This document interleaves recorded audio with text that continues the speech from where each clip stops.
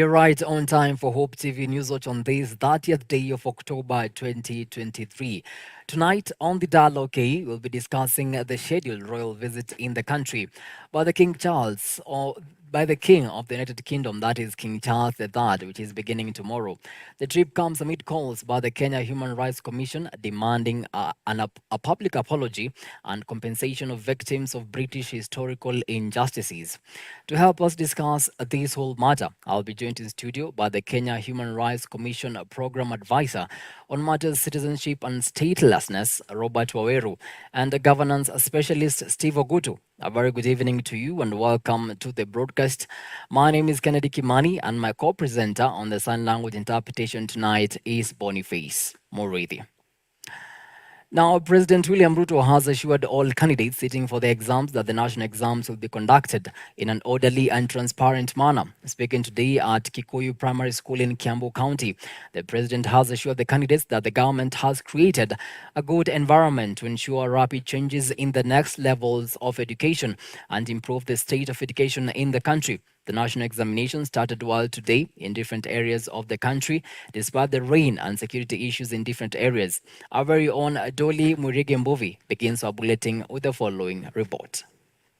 The KCPE national examination, that is the final 844 curriculum in the country, has begun today in the morning without any scary cases similar to that of the 6th grade assessment KHRC.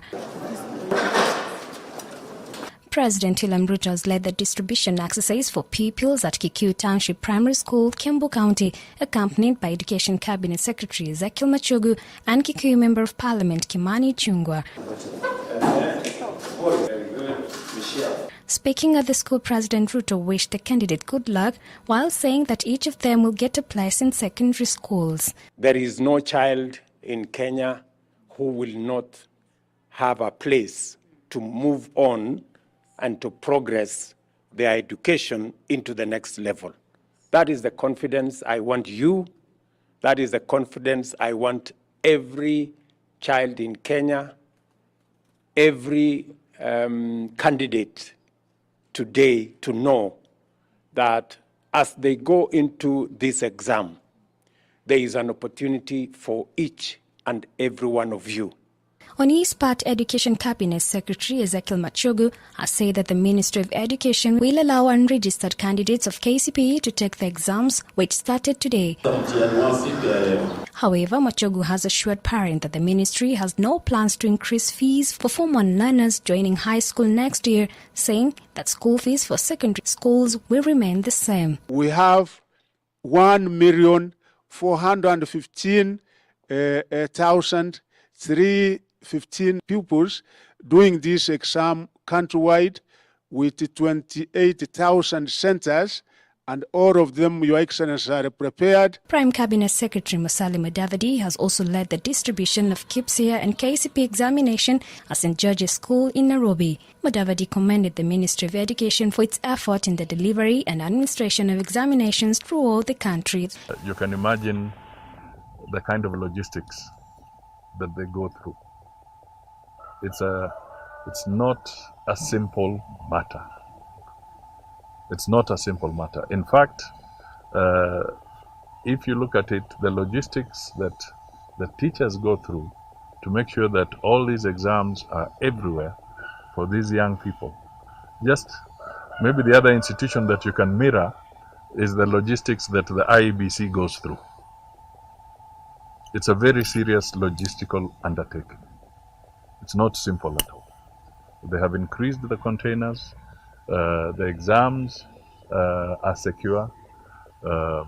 When they collect them from the container, they're under security watch.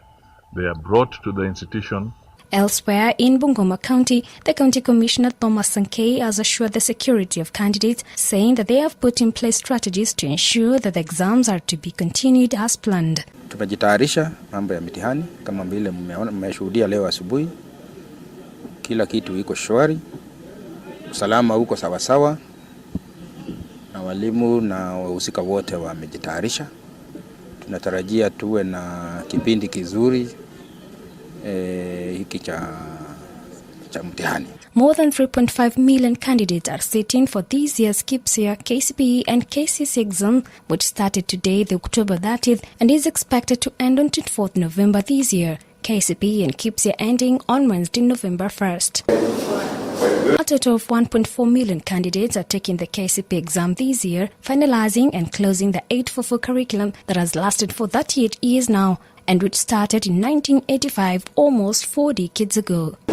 The Kenyan ministry is now embracing the True 663 curriculum, which focuses on CBC issues. Dolly Marigimbovi for Hope TV, Nairobi. Charles. Very good, Charles. Thank you so much, Dolly, for that report. The Kenya Certificate for Primary Education and the Kenya Primary School Education Assessment Exam distribution kicked off well in West Pokot County, apart from Sigor area where transportation was affected due to heavy rainfall pounding the area. West Pokot County Education Director Simon Omai says a chopper has been brought to help in the distribution of exam materials since some bridges have flooded. The exams are being done in 556 exam centers in the county. Mtihani wa KPSEA na KCPE na katika kaunti idadi ya wanafunzi ambao wanafanya mtihani kwa sasa ni 22,457 ambapo kati yao 21,681 ni kutoka shule za umma na private schools ni 776. Katika centers tuna center 556 za KCPE na public na 44 za private. KPSEA tuna wanafunzi 28,775 na 2,029 ambao ni private. Idadi yao wote ni 21,804 katika kaunti yetu ya West Pokot. Mtihani tunaona itaendelea vizuri kwa sababu mikakati yote imewekwa place kuhakikisha kwamba mitihani inaendelea kwa njia nzuri. Mahali kutakuwa na changamoto hasa upande wa Sigor, tutatumia helikopta ili kurahisisha kufikisha mitihani katika centers ambazo zinafanya mitihani. Still on matters education, and Prime Cabinet Secretary Musalia Mudavadi has said the government will be looking into ways of increasing public primary and secondary schools to ease the pressure being subjected to parents who cannot afford private school fees. Mudavadi, who was speaking today at St. George's Primary School in Nairobi County during the monitoring of KCPE and KPSEA examinations, noted that striking a balance between the public and private sector will help improve the standards of education in the country. Listening to Mr. Barongo and also seeing what has been done, you can imagine the kind of logistics that they go through. It's not a simple matter. It's not a simple matter. In fact, if you look at it, the logistics that the teachers go through to make sure that all these exams are everywhere for these young people. Just maybe the other institution that you can mirror is the logistics that the IEBC goes through. It's a very serious logistical undertaking. It's not simple at all. They have increased the containers.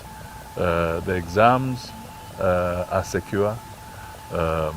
When they collect them from the container, they're under security watch. They are brought to the institution. They finish. They are taken back again where they are kept for safe custody, again under security watch. And this is happening all over the country. So you can imagine what it takes. Away from that, 70% of Kenyans feel devolution has made a difference as it brings services closer to the people, compared to 21% who feel things are worse than before the introduction of devolution in 2013. Despite many Kenyans being happy with devolution as a system of governance, their satisfaction with the performance of devolved functions is still below average at 49%. This is according to a new poll released today by the Infotruck Research and Consulting Company. The poll indicates that the devolved functions that are performing above average include education at 55%, followed by agriculture and roads, and transport at 51%, and culture and sports and environment at 50%. And as Alice Diana reports, the survey was conducted between July and August 2023 in all the 47 counties, with 37,200 respondents interviewed via phone. The top performing counties in service delivery in the country are Uasin Gishu and Elgeyo Marakwet. According to the latest poll by research firm Infotruck, the two counties scored 63%, followed by Trans Nzoia at 62%, Kericho at 60%, and Nandi at 59%. Others that made it to the top 10 list are Bomet at 55%, West Pokot at 54%, while Nyeri, Kirinyaga, Embu, Tharaka Nithi, and Baringo tied at position 8 with 53%. According to the Infotruck findings, Meru, Nyandarua, Laikipia, Kiambu, and Migori are the least performing counties with a score of 49% each. While releasing the poll, Infotruck CEO Angela Mbitho noted that Uasin Gishu County and Elgeyo Marakwet counties were rated the best in agriculture at 63%, followed by Trans Nzoia at 62%, Kericho at 60%, while Bungoma and Nandi tied at position 5 with 59%. But what we have seen with the literature review that we have done is that the counties have also initiated very many mechanisms to ensure that there is sustainable agriculture. They have been providing seeds, they have introduced mechanized farming, they take tractors out to the different residents in the wards of people who are interested in agriculture, they have agricultural extension workers, and they're using those different programs and mechanisms a lot more effectively than you would find in the counties that are not. Meanwhile, West Pokot has been ranked as the best performing county in health sector, followed by Homa Bay, Tharaka Nithi, Turkana, Kwale, Makueni, Elgeyo Marakwet, and Embu. With regards to health, the counties that have done very well in the health function from our research are counties that were able to do a couple of things. They were dealing with both the hardware and the software. The hardware being the healthcare institutions themselves, ensuring that there is the infrastructure.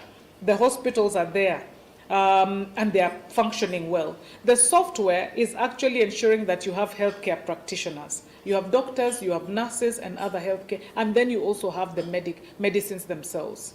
So what we see, for instance, with the most improved county, Homa Bay, is that they refurbished their level 5 hospital, they constructed new health facilities, they restored essential drug supplies to the facilities across the counties, and we also see the same happening with Mombasa in construction of Miritini and Likoni and streamlining of services across the county. Regarding education, the top 10 performing counties are West Pokot, Elgeyo Marakwet, Murang'a, Tharaka Nithi, Kericho, Kwale, Nyandarua, and Kirinyaga. Others were Uasin Gishu, Bomet, Vihiga, Nyeri, Trans Nzoia, and Embu. At the same time, Nyeri County has been rated as the best performing county in roads and transport sector. Kwale, Uasin Gishu, Trans Nzoia, Kirinyaga, and West Pokot led in trade and tourism sector, while Uasin Gishu and Elgeyo Marakwet counties were the best performing in environment. The first thing that we have seen, and perhaps you also see it because we also come from one county or another, is that an intersection in terms of working relationship between national government and county government is key.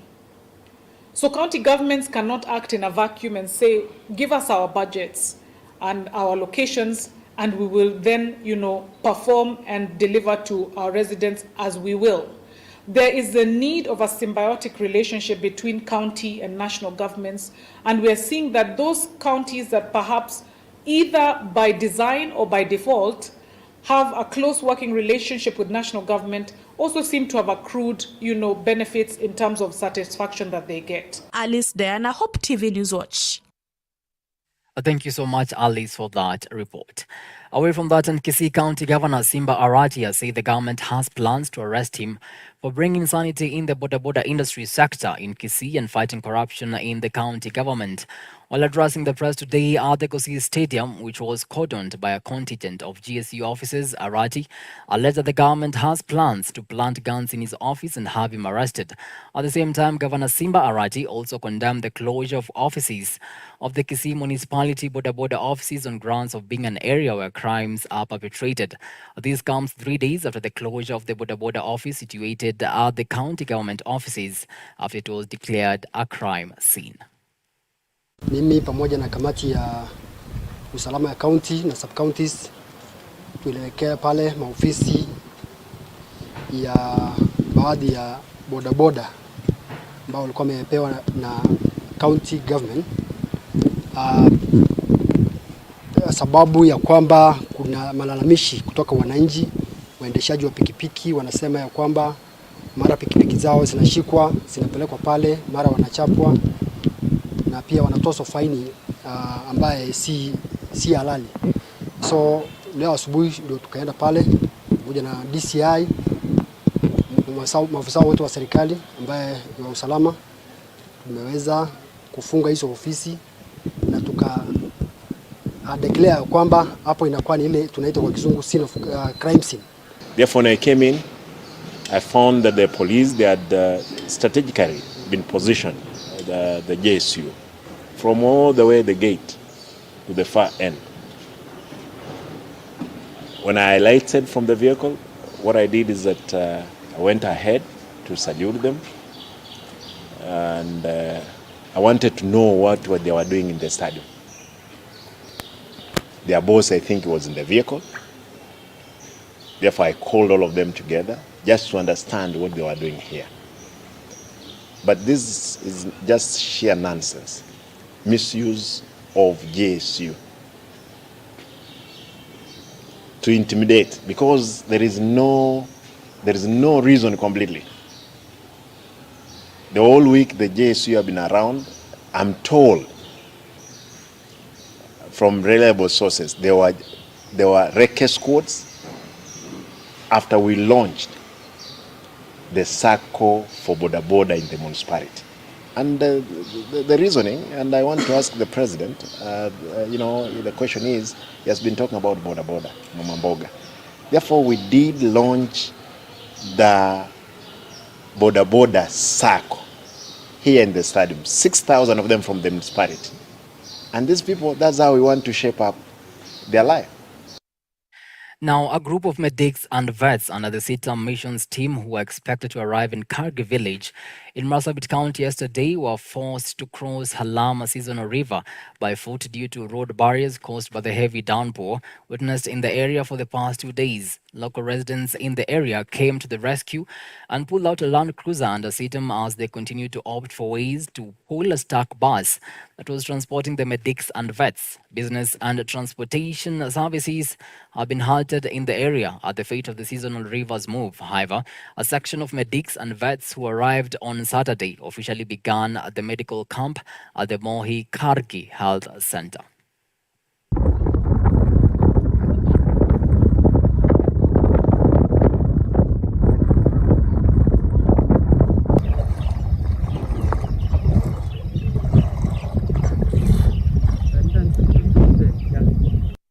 Crossing borders now, and fierce air and artillery strikes rang out in Gaza early today as Israeli troops backed by tanks pressed into the Palestinian enclave with a ground assault that prompted more international calls for civilians to be protected.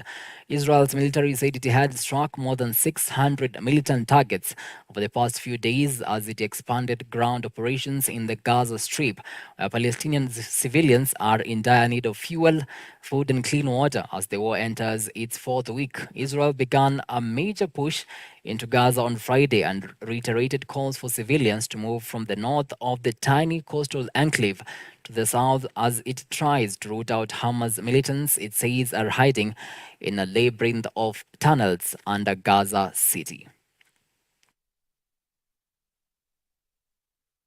Now on that note, it's time for a quick breather here on Hope TV Newswatch, but after the break, I'll be back with the business and sports news. Stick around.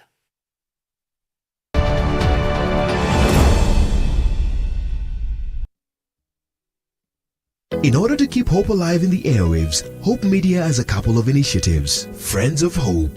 Friends of Hope is you and I forming a team of well-wishers and volunteers who give in cash and kind to support in spreading the gospel at Hope Media. Currently, Hope Media is running a campaign under Friends of Hope dubbed 100 for 1. Through the campaign, Hope Media is asking Hope FM and Hope TV listeners and viewers to give just 100 shillings in order to reach one more soul with the message of hope and the gospel. Engage with us on our social media platforms at Hope FM Live and at Hope TV Kenya. Kuwa rafiki mso leo.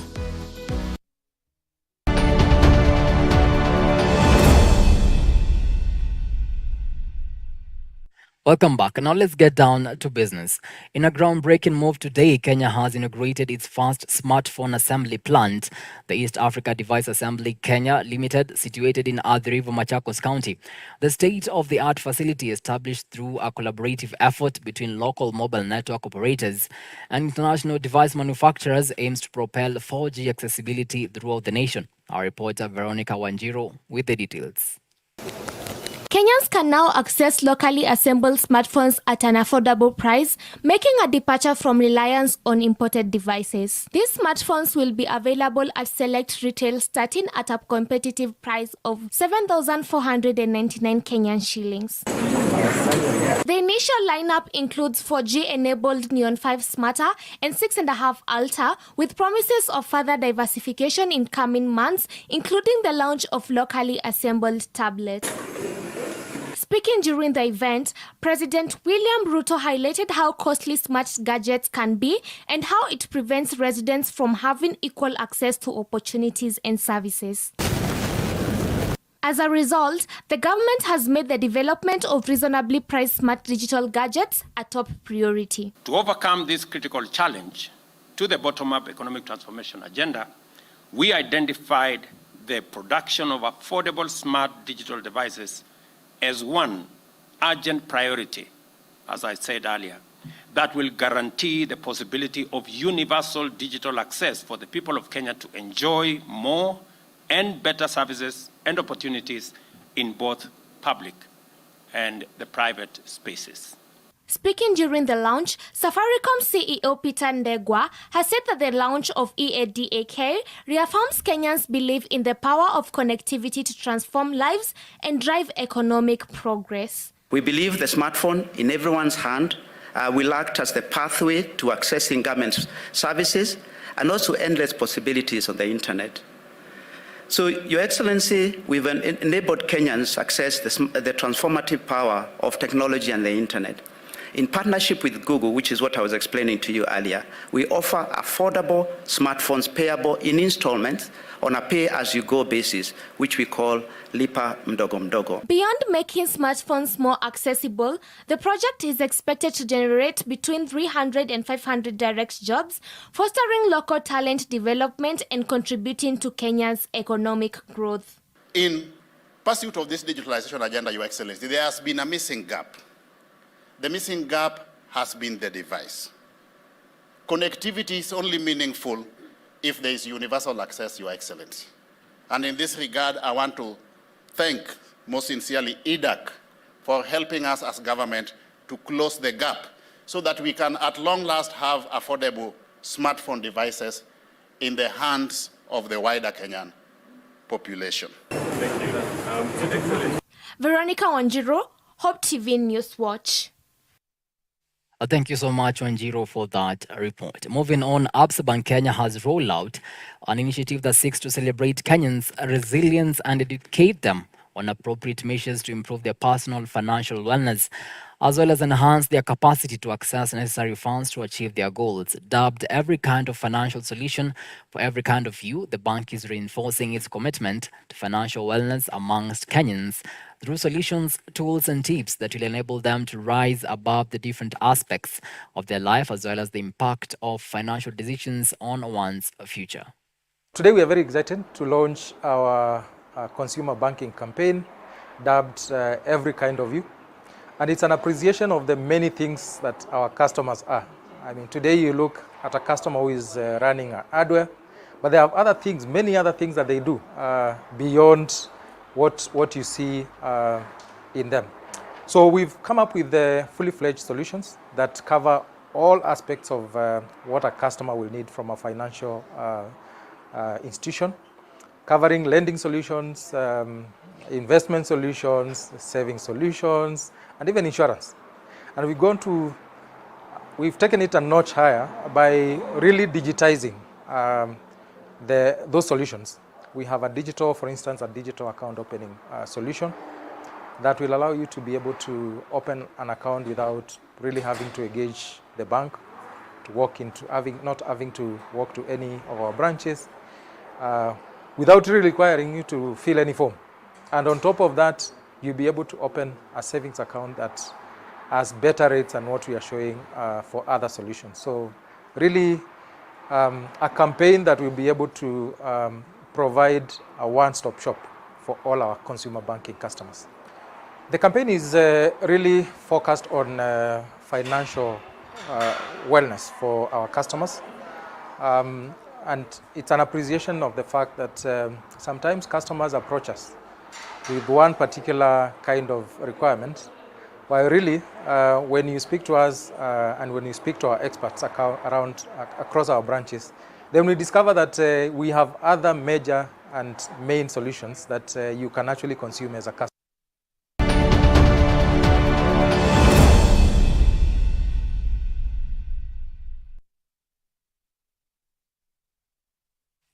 And to some sporting action now, former Spanish Football Association President Luis Rubiales has been banned from all football-related activities for 3 years. The former Spanish Federation president was suspended from football for 90 days by FIFA on the 26th of August to protect an investigation into his behavior at the Women's World Cup final. Rubiales kissed Spain player Jenny Hermoso on the lips during the awards ceremony in Sydney on the 28th of August.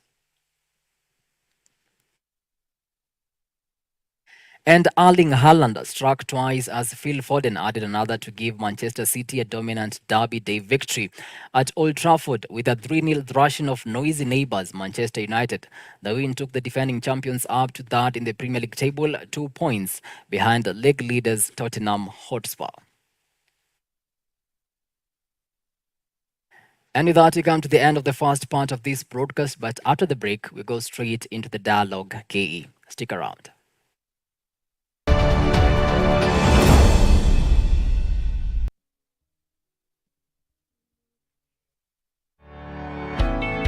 Yesu ndiye njia. Juu ya mwamba huu nitalijenga kanisa langu. Hapa leo hii tuko na msikiti wa Mariamu. Msikiti wa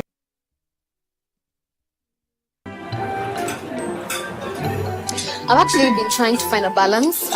It's been really tough and hectic, but everyone says once you get a hang of it, becomes better, and I don't know, but I'm hoping to find a balance soon because it's really been hectic. But you've been in the job industry for a long time, so I think you would know better. Sindio? Huh? What time is it? I need to catch up on Leadership Forum. Do they have a radio here? Never mind. I brought my own. No way. You can't be serious. Wait, why do you have a radio and you can just catch up with the shows on Hope FM podcasts? Really? Even Meet of the One? Yeah. I mean, you can find them on whatever platform, name it. AfriPods, Google Podcasts, Apple Podcasts, Spotify, you name it. But I'm not subscribed on any of them. So no worries. You can just check out the latest episodes on hopemediakenya.org. You can now listen to select Hope FM programs on your favorite podcast streaming platform or directly on our website, www.hopemediakenya.org.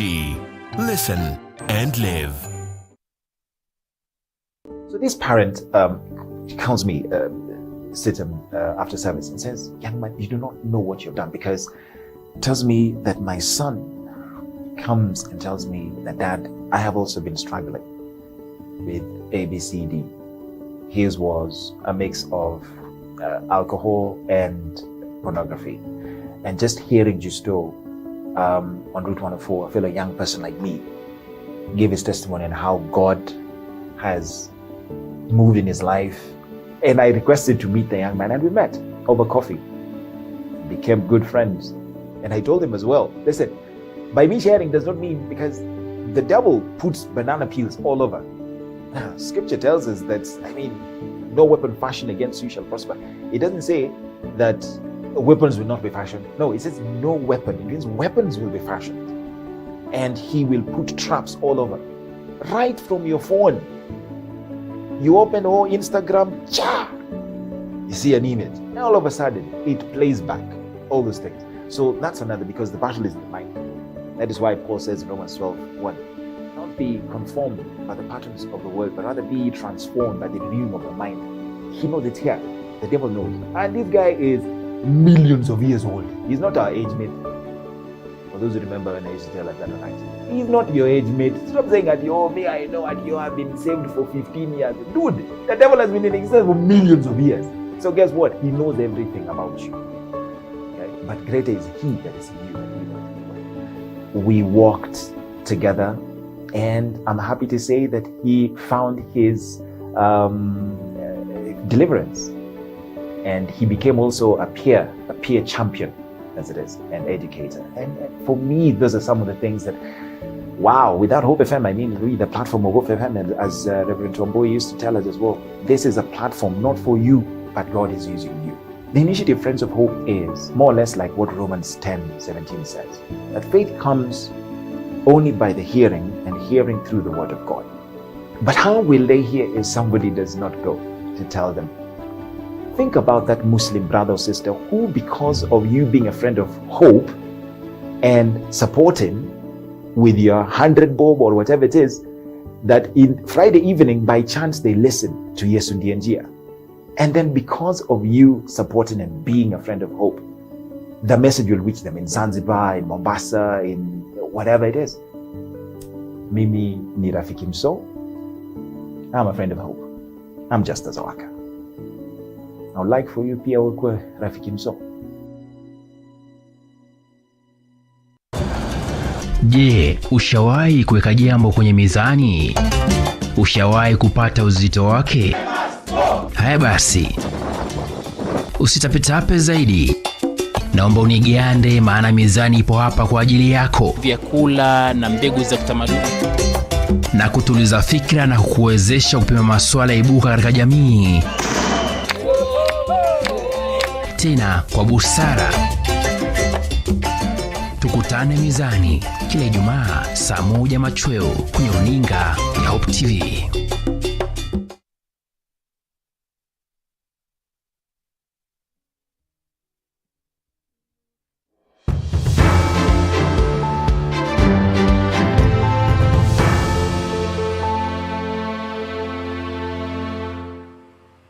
Welcome to the DialogueKE. Tonight, as earlier stated, we'll be discussing the scheduled royal visit in the country by the King of the United Kingdom, that is King Charles III, which is beginning tomorrow. King Charles and Camilla, the Queen Consort of the UK, will visit Nairobi and Mombasa cities between tomorrow and Friday. The trip comes amid calls by the Kenya Human Rights Commission demanding a public apology and compensation of victims of British historical injustices. To help us discuss this whole matter, I'm now joined in studio by the Kenya Human Rights Commission Program Advisor on matters citizenship and statelessness, Robert Waweru, and governance specialist, Steve Ogutu. Karibuni sana to the show. I know, Robert, you really want to shed more light on the statement that you issued yesterday, but yes, let's first begin. What does this visit mean to Kenyans and Kenya at large, knowing that it's King Charles' 4th official visit into the country, but first as the King of the UK? He first came to the country as a prince in 1971, 1978, and 1987. So what does this visit mean to us as Kenyans? Thank you for having me. I think to answer your question, I would say that question, the answer to that question would depend on who you ask. Mm-hmm. I know Kenya is a country that the average age for Kenyans is about 19 years old. So a lot of Kenyans might not know what happened during the colonial times. Mm-hmm. And probably the only history that they know is of recent times. Yeah. So probably if you ask them, they don't have much to say. They think it's a positive thing.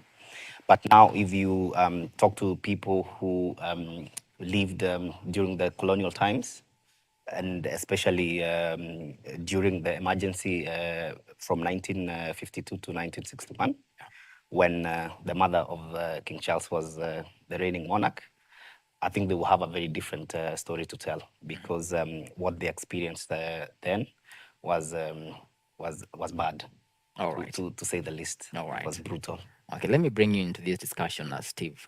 I mean, as a governance specialist, what does this visit mean to Kenyans and to Kenya at large?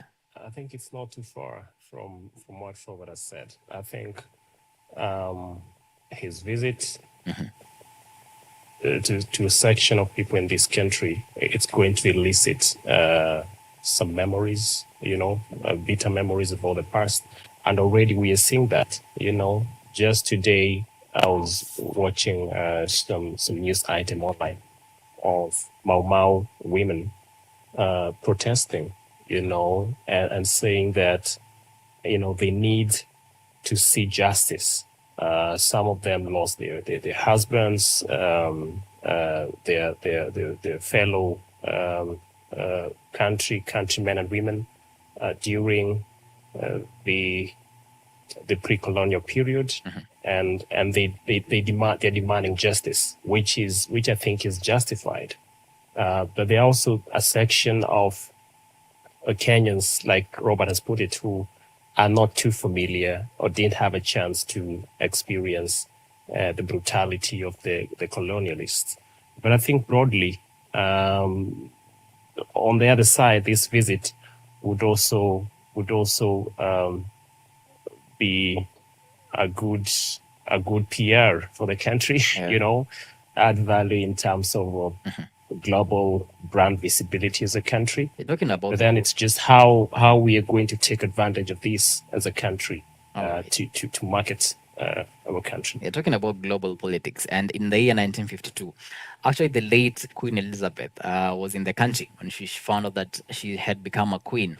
And it's also the first Commonwealth country that King Charles is visiting. So how symbolic is this in matters of global politics? I think that's really key. It's really key. And like I said, it just depends on how, as a country, do we have any strategy to take advantage of this visit to market our country?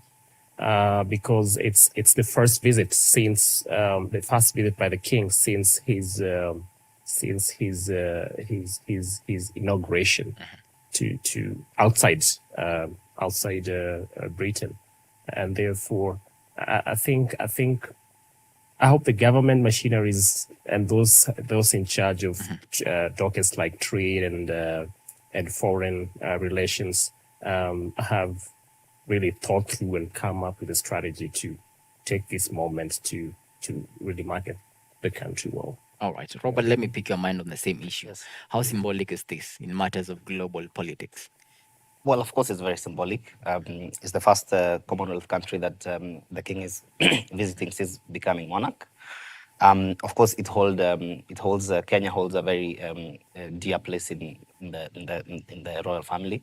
As you said, his mother learned that she had become queen when she was here.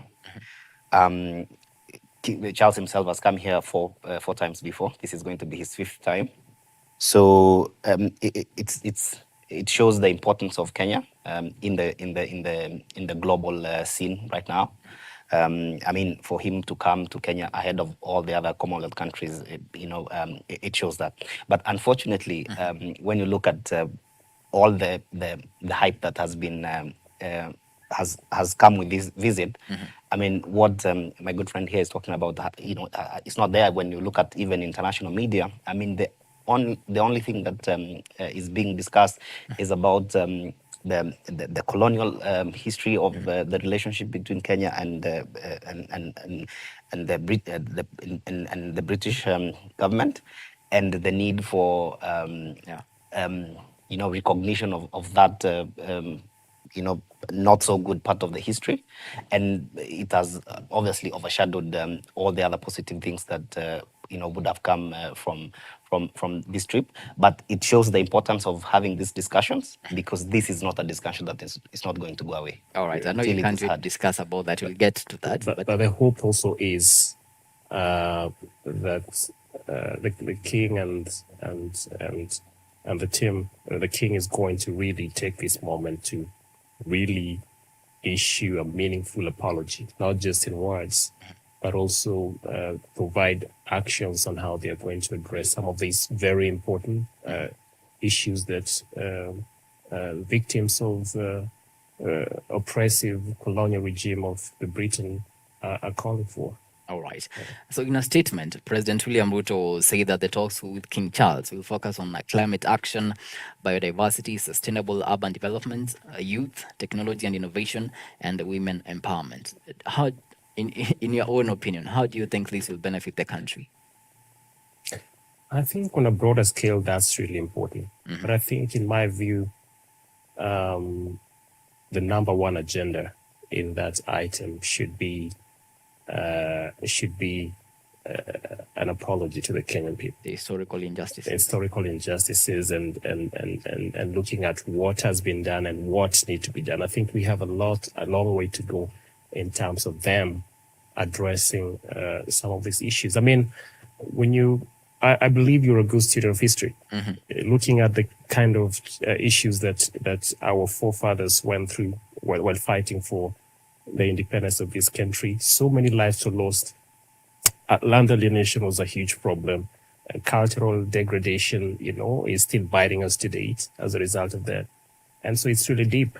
And I think that really should be the primary focus, one of the primary focus during his speech and even generally his visit. But I think beyond that, it is good that we see how we can cooperate with Britain as a country to help generate trade opportunities and then create employment for the youth, which I think is a big problem. To date, we have growing levels of crime, growing levels of idleness, and as a result, we see young people being used to cause chaos and violence. And I think that climate change is a big issue right now. And we need to see how these type of ties can help to strengthen climate actions, especially from the community upwards, which I think is missing. All right. Yeah. I know we cannot downplay the fact that the Kenya's dark colonial past really confronts the visit of King Charles III. And yesterday, your organization actually wrote an open letter to King Charles III. You listed critical human rights and governance abuses for immediate action, adding that key injustices committed during and post-colonial rule, whose social, economic, and political implications continue to be felt today. And if I can just list some of the things that you listed, as that political repression during the colonial rule, land alienation, gross human rights violation committed by the British corporates, conservation, which is the face of new colonialism and the presence of the British Army training unit in the country, that is Batuk. Kindly explain on that. Yeah, so I think it is important to underscore the fact that when we talk about the atrocities that were committed by the British, we tend to think that they only happened during the emergency from 1952 to 1961. But that's not the case. Remember, when the British were trying to establish when they came in the late 1890s, 1880s, 1890s, when they were trying to establish the colonial most African most African communities resisted. The history is replete with examples of people like Mekatilili Wamenza, people like Koitarel Arap Samoe. You know what happened to all those people. So when you look at the statement that we issued yesterday, we're actually saying from the time that the British established the authority here in Kenya in 1895, there have been massive and systematic gross human rights violations that took that place up to the independence in 1963. But it did not end there. Remember, these are almost 70 years of colonialism, and some of the negative consequences of that time, we still feel them up to date. A very good example that I can give you is that the British they used what we call the divide and rule among the African communities. And that is what has created this animosity that you see between communities in Kenya, that we fight almost every time when we have elections. You all remember what happened in 2007. That's the direct consequence of the British system of dividing, pitting one community against the other. And we all know this is a rule or a strategy that was used by many colonial powers. We all know what happened in Rwanda. But beyond that, you pick an example of land alienation, for example.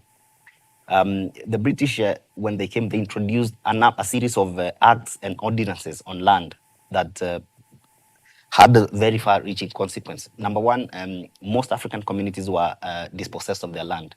And it was not peaceful dispossession of land. It was obviously very violent to create what is known as the White Highlands, where the white settlers used to practice their exploitation of both the natural resources and also the human capital, the human resources, because Africans were basically made to work like slaves. So, but after independence, and the National Land Commission actually illustrate this. What should have happened is that some of these lands should have gone back to their original owners, but that did not happen. We know of people in Kenya who basically the African elites, but still many white settlers, they still retained some of the land that they had actually stolen from the people, and we see the consequences of that. I mean, these past few weeks, you have seen the demolitions that have been happening. Yeah. You saw the issue of the land, the Krima case. I mean, few individuals owning thousands and thousands and acres of land. It's a direct consequence from some of the policies that the British introduced. But there are also other new recent human rights violations that have taken place that are direct consequences of that. And I can give just two examples. I think this year, I think in February, the BBC produced a very powerful documentary about the sexual exploitation of female workers in two British-based tea companies, and that is Finlay's and Unilever.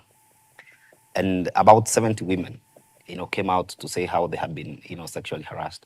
And when you go back to history and where these companies are in the highlands of the Rift Valley, those communities, the Kipsigis and the Talai elders, they are still calling on their land to be given back. So there are many British multinational corporations that operate in Kenya. They operate with a lot of impunity. Another example is a company called Kakuzi.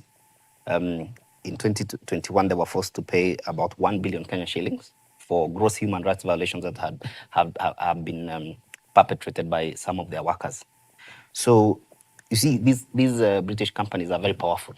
They actually almost operate above the law. In fact, it's almost impossible to prosecute, to bring cases against them here in Kenya. In fact, for Kakuzi to pay that compensation, this matter had to be taken to London for them to a court in London for them to agree to pay. And it's also the same case with the Mau Mau case. All right. Yeah. Let me bring you on this issue. And we've seen the presence of the British Army training unit in the country, that is Batuka, raising concerns even in the National Assembly. And actually the family of Agnes Wanjiku, who was allegedly murdered by British troops 11 years ago near their barracks in Nanyuki, are demanding to meet King Charles. Wanjiru actually left behind a 5-month-old baby known as Stacy. I mean, what do you make of this? I think it's really unfortunate, and I really appreciate the kind of work. I think we all appreciate the kind of work that the Kenya Human Rights Commission does in terms of bringing some of these issues to light. And my hope, and I believe this is the hope of every good-meaning Kenyan, is that we can see justice to her family, her daughter. It's really unfortunate, and not just that. Justice in terms of compensation, but also in terms of the perpetrator of that act, who I think, from what I read and from what we hear in the media, is still serving. He should really face very, very, very serious he should really face the law, whatever that takes. I think that will help to serve some bit of justice to that family. But I also think beyond that, beyond all these negatives and all these dark sides of our cooperation with the British since pre-colonial period to date, there are also some positives. Right, and I think Robert would agree with me. Definitely. I mean, it cannot. Right, we have some positives, and this is in terms of even way back, early back, them investing in education in this country. I think that has really helped to put Kenya in a very significant place in the global map in terms of our advancement as a country. I mean, the Kenya human resource is one of the best in the region. And when you look at the history of that, it dates back to those years, the foundations that were laid. And though it was very, very, very opposed, like Robert has put it, by certain chiefs, and a few chiefs, like the chief where I come from, I'm from Gem. So we had a chief there called Odera Kango. Yes. Who was very, very, is one of the few who collaborated. And as a result, I hear he would go to every home, and if he finds a child of a school-going age at home, he would beat the child and the parents and get them to school. So as a result, those kind of efforts brought some civilization and some advancement. Though right now, there is a big conversation around decolonization, whether it's in terms of development. There's still development, even the kind of donor funding that comes to the country that is still very top-down, still has that colonial mentality, colonial approach of top-down that doesn't really give communities the chance to be involved in their own development. And those of us in the development sector are really pushing back and saying, for us to have genuine development, then we have to do it from the community's perspective. We have to decolonize. We have to be bottom up as we do these things.